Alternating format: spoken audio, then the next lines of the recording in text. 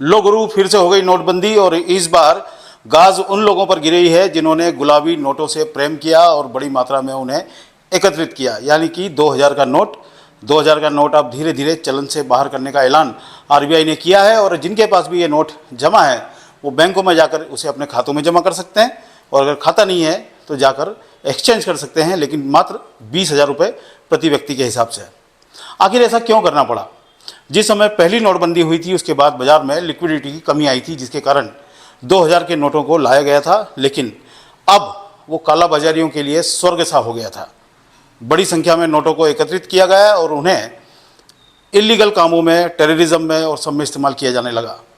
फिर से आरबीआई ने इस बार गाज गिराई है और अब 2000 के नोट आपको जमा करने होंगे। जिनके पास ये काले धन के रूप में एकत्रित है, अगर वो खाते में जमा करेंगे तो उनको इसका हिसाब भी देना पड़ेगा। अब आपको कब से लाइन में लगना है? लाइन में सिर्फ उन्हीं लोगों को लगना है जिनके पास खूब सारे गुलाबी नोट हैं।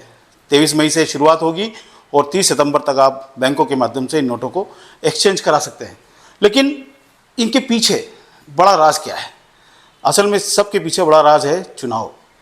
विपक्षी दलों की कमर तोड़ने के लिए बीजेपी का नया दांव है और इस दांव में वो सफल होती नजर आ रही है, क्योंकि बीजेपी संगठन ने अपना सारा पैसा एक नंबर में हासिल किया है, यानी कि समर्पण निधि के माध्यम से, कार्यकर्ताओं के माध्यम से और जो व्यवसायी इनसे जुड़े हुए हैं उनसे बाकायदा चेक साइन कराकर समर्पण निधि ली गई और बीजेपी के पास इस समय चुनाव लड़ने के लिए सारा पैसा एक नंबर में है और एक नंबर में ही चुनाव लड़ेगी। लेकिन विपक्षी दल जैसे कांग्रेस, इनके हालात क्या हैं?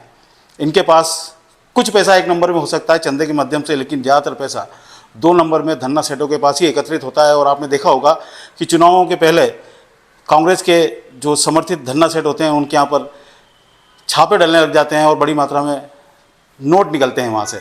और इन्हीं नोटों को ख़त्म करने के लिए ये बीजेपी का बहुत बड़ा मास्टर स्ट्रोक है। आपने देखा होगा पिछले बार कर्नाटक चुनाव में बीजेपी हारी। आप जान लीजिए कि दक्षिण भारत में एक वोट 2000 रुपये का पड़ता है। ऐसा माना जाता है कि एक वोट पर 2000 रुपये खर्च होते हैं। और ये रुपया कहाँ से आता है? ये सब काला धन है जो राजनीतिक दल इस्तेमाल करते हैं।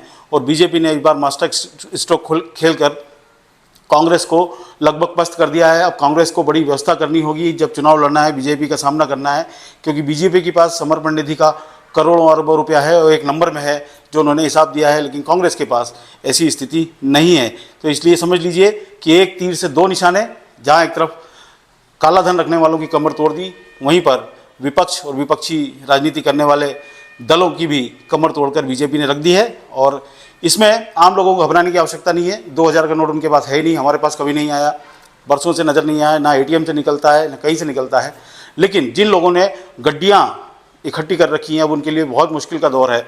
या तो वो अपने लोगों की टीम खड़ी करेंगे और 20-20 हज़ार रुपये करके उसको कन्वर्ट कराएंगे, उसमें बहुत समय लगेगा, या फिर वो खातों में सरेंडर करेंगे अपना पैसा, तो उनको इनकम टैक्स के दायरे में भी आना पड़ेगा और वो सारा पैसा एक नंबर में हो जाएगा।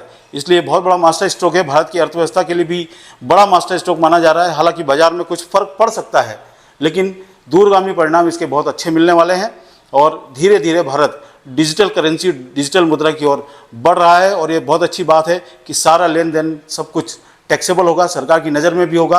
और जब सारा टैक्स का पैसा आने लग जाएगा, काला बाजारी रुक जाएगी, काला धन रुक जाएगा, तो उसके बाद ये जान लीजिए कि 28% जो जीएसटी हम अधिकतम पे करते हैं उसमें भी निश्चित रूप से कमी आएगी, क्योंकि जीएसटी की दरें बहुत ज़्यादा है और दर इसी वजह से ज़्यादा है कि टैक्स चोरी की जाती है, सरकार को आमदनी नहीं होती है। इसलिए मुझे ऐसा लगता है, हमें ऐसा प्रतीत होता है कि अर्थव्यवस्था के लिए बहुत अच्छे युग का आ सकता है। और डिजिटल करेंसी, भारत की यूपीआई पेमेंट सिस्टम तो पूरी दुनिया में इसका अब लाभ मिल रहा है और पूरी दुनिया मान रही है कि भारत का जो यूपीआई पेमेंट सिस्टम है वो बहुत अच्छा है, वो इसे अपनाने की आवश्यकता है। आपको ये वीडियो कैसा लगा? आपको कुछ इससे मदद मिली तो कमेंट के माध्यम से बताइए। वीडियो को लाइक और शेयर जरूर कीजिए।